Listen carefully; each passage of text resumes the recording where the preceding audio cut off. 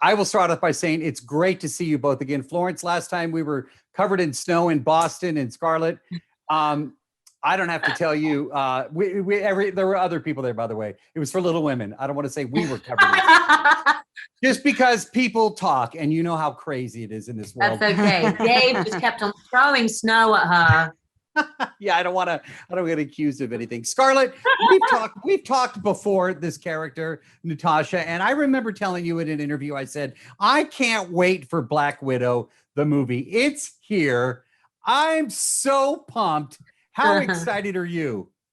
I'm super excited. I mean, it's been the journey to get to this theatrical release has been none of us could have ever predicted. When we wrapped the film last summer, the summer before last summer, what year is it? I don't even know.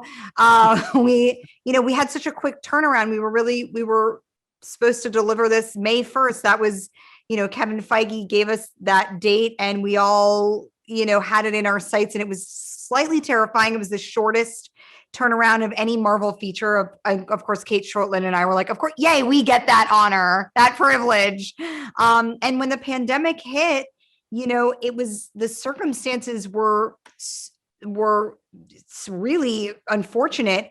It also allowed us time to fine tune this film in ways, and really, I think, make it the best version of what it could be. And that's what we're delivering now. And so I hope the wait is worth it. It's amazing. Florence, who is Florence? Who is the first person that you told when you found out you were a part of Black Widow? Oh my goodness. It must have been,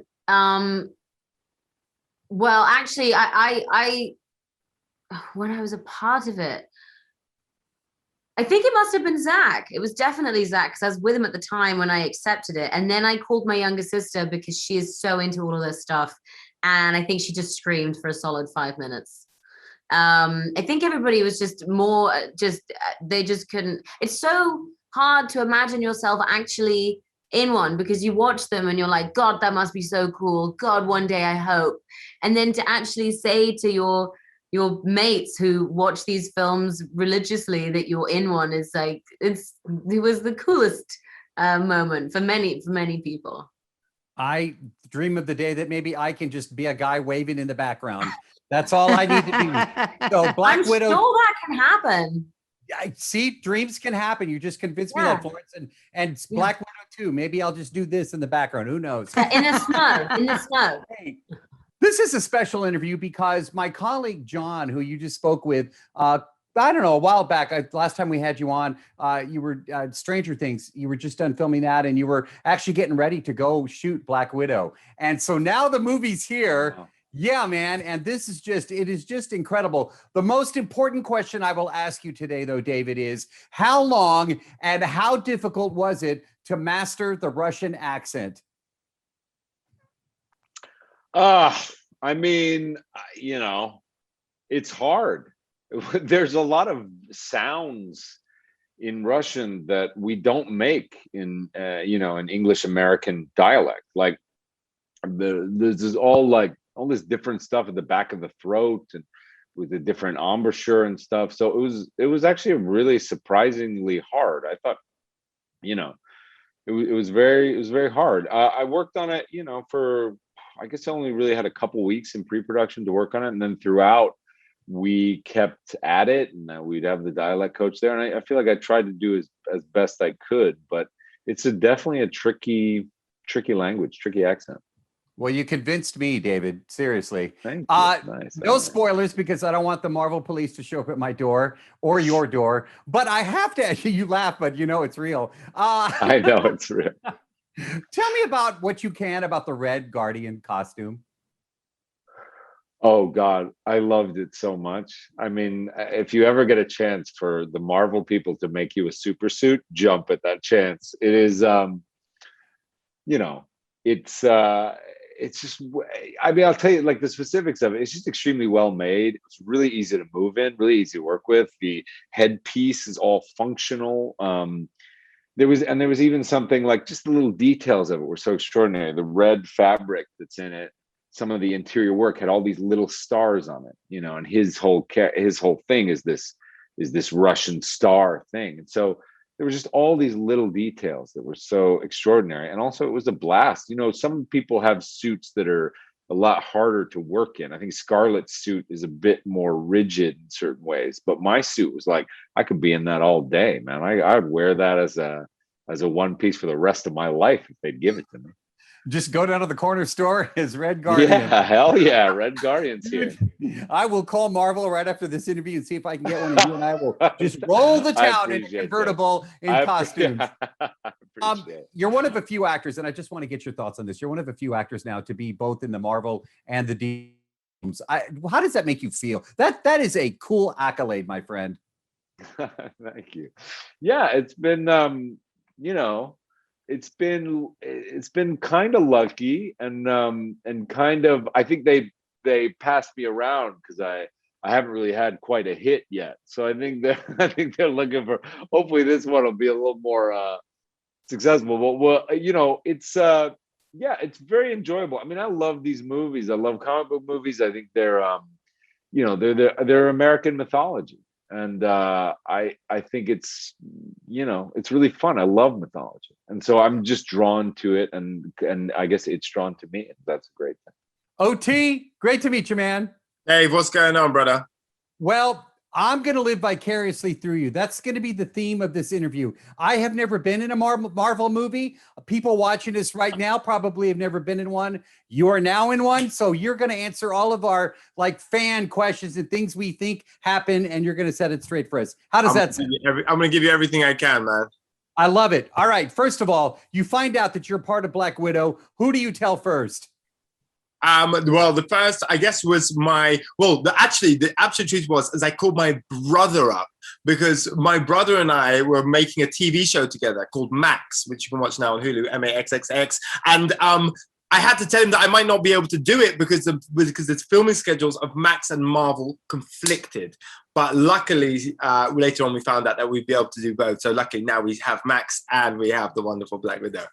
See how that works out. But I think like if let's pretend that I was cast in a movie like this and I called somebody like, dude, you're so full of it. There's just no way. I mean, come on now. But it happened to you. So let's go back even before that. What was your first reaction when you found out you were cast? Were you like, yes?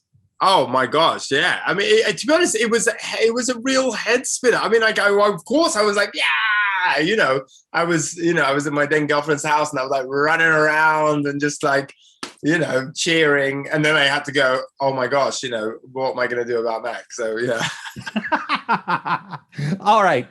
Talk about training, getting ready for a role like this. These are very intense movies. This movie is nonstop action. How did you get ready? I mean, look, I did all the things.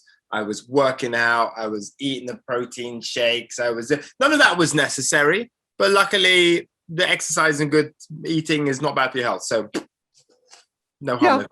That works out well. But are you a big comics fan? So did you have like your particular character, Rick? Did you study him? What did you do? You know what? There is like, they talk about Rick Mason in the original comics and stuff like that, but I took it mainly from our wonderful script and just kind of developed the character from there. Got it. All right. My question that I thought of to ask you today, those were just kind of like, I thought, oh, fun, the behind the scenes experience, but this is what I want to know. Let's get the good stuff, Dave. Come in. Here we go. You show up on set. Massive, like, look, it looks massive on the screen, but you show up, you look around, do you pinch yourself? Do you like, this is freaking cool? Tell me about first day on the set. You can't I couldn't let myself get into any of that, Dave, because if I start getting into, my God, it's cool, and look at the size of the cameras and the set, then I'll just spin out and I'll forget that I've got a job to do. So I had to like just try everything I could to zen myself out and just like focus on the task at hand and kind of ignore all that kind of stuff because it's too exciting is the problem with it. Totally honest. I love that. It is the one of the biggest movies of the year. It's certainly, we've been waiting for this a long time. I call it a summer blockbuster. Summertime, first day of summer today. You go to the movies, you get popcorn, soda, ices, whatever. Dude, how does that make you feel that that this movie is finally hitting the big screen? I mean, honestly, I'm not joking with you. When you said it just now, it kind of just dropped. It's dropping in segments, I guess. It's hard for me because I'm a homebody. I don't leave my house. I just stay in. So it's slowly dawning on me. I'm trying to resist it. It's a bit overwhelming, to be honest, to think about it all. Cate, great to meet you. Though it's virtual, I'm looking forward to this conversation. Nice to meet you, Dave. We're going to start with a question that I immediately wrote when I started the film.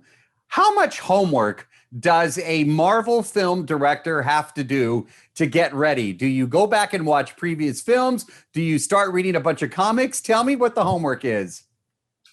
I watched some films, but I also worked with a Russian historian, and we backdated. So we went sort of 32 years back into Russian, where Scarlett would have been, where Natasha would have been, and what would have been happening politically and socially in the country, and what that little girl would have seen.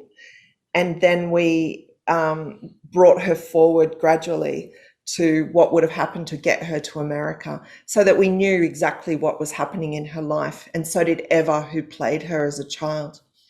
That is fascinating. That I've never heard that in any film that I've ever asked a director that question. That is really cool. It's very authentic. Thank you for that answer. Wow. I'm just absorbing that. Everybody, and including yourself and myself, is so excited about Black Widow getting her own film now. What was important for you to portray? Heart, her humanity, and also to make a really fun film. Like, it was the two things. I wanted to make something with beautiful fight sequences and spectacle, but to always be centered on Natasha and her journey, and that she really deserves love. And she doesn't think she does. Go ahead. I'm sorry. She just doesn't think she does when the film begins. She's totally alone. So it's a great journey for her. Knowing how secretive these can be, I'm watching what I say because I don't want the Marvel police knocking on my door. But, with the storylines and everything like that, who do you consult? Like, if you've got a question, who do you go to to ask something like that?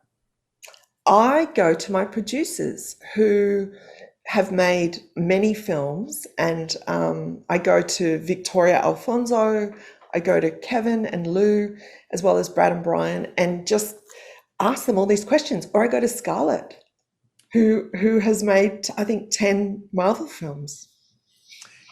Tell me about your wow moment. Was it when you were first on the full set?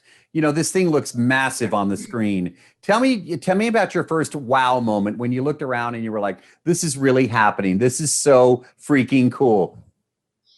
I think it was the fight sequence between Florence and Natasha in the apartment. And we ended up shooting it for like 2 weeks. And it was incredible. It was incredible. And just to see what the girls could do and the stunt people, but also working with the cinematographers, and it was just so much fun. Well, everybody's excited, including myself. Was just looking at some of the Twitter reviews, and everybody's so excited about this movie. Congratulations to you. It's so well done. And I look forward to talking with you again down the road. Thank you so much, Dave. Thanks, Cate. Take care. Be safe. Take care. Bye-bye.